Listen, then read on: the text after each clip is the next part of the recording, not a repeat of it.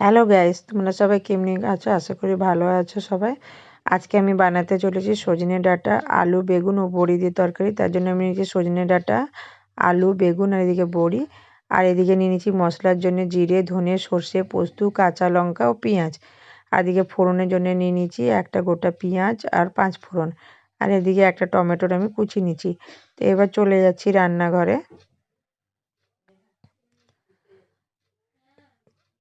রান্নাঘরে আমি এসে গ্যাসে কড়াই একটা বসিয়ে দিচ্ছি, আর কড়াই ভালোভাবে গরম হয়ে গেছে। এবার আমি এতে দিয়ে দিচ্ছি সর্ষের তেল।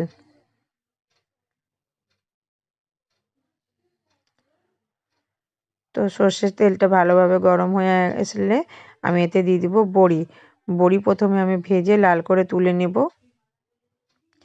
এই বড়িগুলি আমি দিয়ে দিচ্ছি।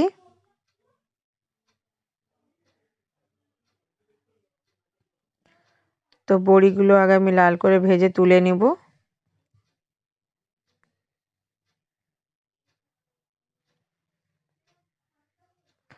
বড়িগুলো লাল করে ভাজা হয়ে গেছে, এবার এগুলো আমি তুলে নিচ্ছি।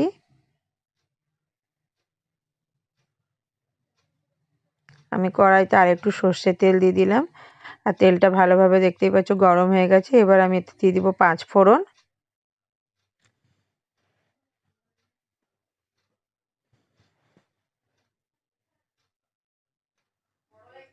তারপরে দিয়ে দিব এতে কুচনো পেঁয়াজ।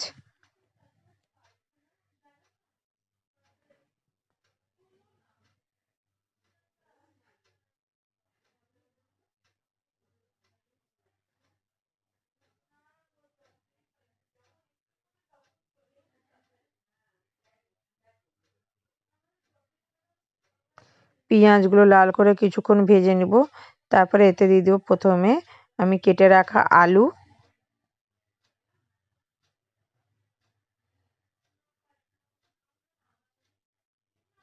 আলুগুলো কিছুক্ষণ ভেজে নেবার পরে এতে তারপরে আমি দিয়ে দিব সজনে ডাঁটা।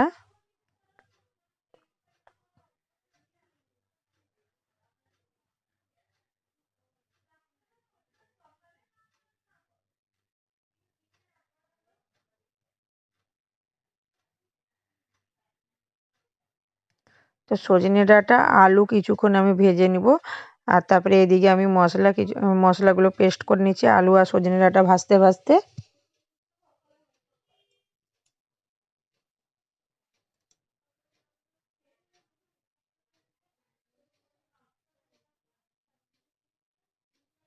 বেগুনটা আমি পরে দিব, কারণ বেগুনটা এখন থেকে দিলে একদম গলে যাবে। তো দেখতেই পাচ্ছ সজনে ডাঁটা, আলু অনেকটাই ভাজা হয়ে গেছে, যেহেতু আলুগুলো লাল লাল হয়ে এসছে। তারপরে এতে আমি দিয়ে দিব হলুদ। হলুদ দিয়ে আরও কিছুক্ষণ ভাজবো।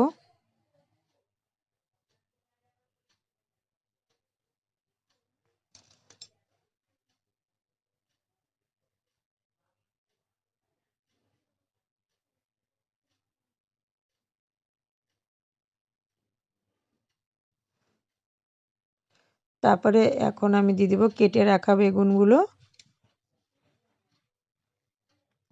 বেগুন দিয়েও কিছুক্ষণ ভেজে নিব। সব সবজিগুলো একসাথে কিছুক্ষণ ভাজার পরে আমি এতে বেটে রাখা মশলা দিয়ে দিব।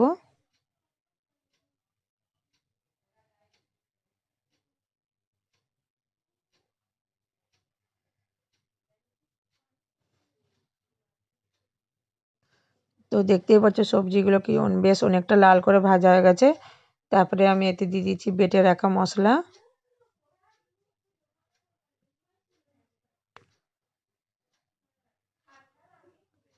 তারপরে দিয়ে দিব আন্দাজ অনুসারে নুন। নুনটা যে যার আন্দাজ অনুসারে দিবে। যেহেতু মশলার বাটিতে অনেকটাই মশলা লেগেছিল, মশলার বাটিতে আর একটু জল দিয়ে মশলাটা ধুয়ে এর মধ্যে তরকারির মধ্যে দিয়ে দিব।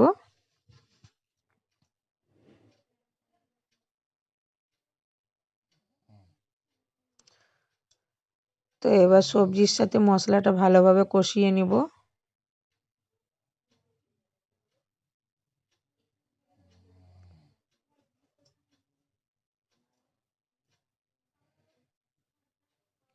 তো দেখতেই পাচ্ছ মশলা আর সবজি ভালোভাবে অনেকক্ষণ কষাবার পরে তারপরে আমি দিয়ে দিচ্ছি কেটে রাখা টমেটো। টমেটো দিয়েও কিছুক্ষণ আরও ভেজে নিব যাতে টমেটোটা একদম ভালোভাবে গলে যায়।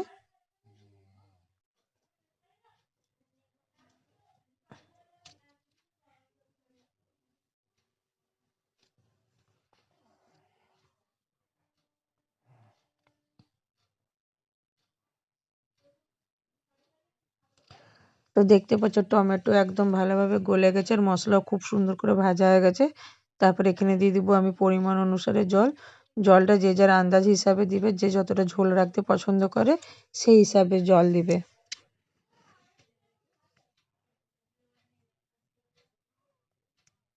তো জল দিয়ে কিছুক্ষণ একটু নাড়াচাড়া করার পরে আমি এতে একটা ঢাকনা ঢেকে দিব যাতে আলু আর ডাঁটা যতটুকু বাকি আছে পুরোটা ভালোভাবে সিদ্ধ হয়ে যায়।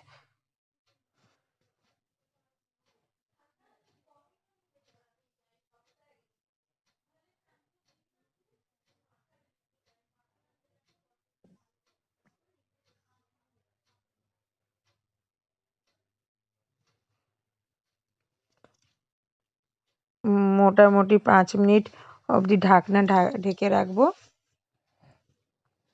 মিডিয়াম আঁচ দিয়ে। তো 5 মিনিট হবার পরে আমি ঢাকনাটা খুলে নিচ্ছি।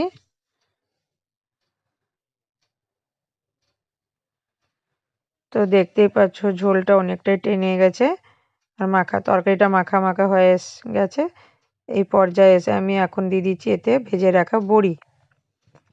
বড়ি দিয়ে কিছুক্ষণ নাড়াচাড়া করব।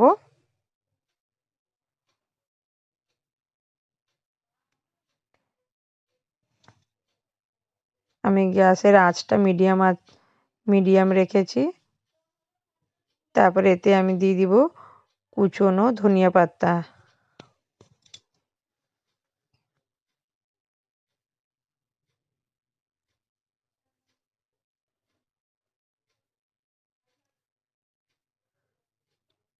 তো ধনিয়া পাতাটা দেওয়ার পরে আর কিছুক্ষণ ফুটিয়ে নিব একটু নাড়াচাড়া করে।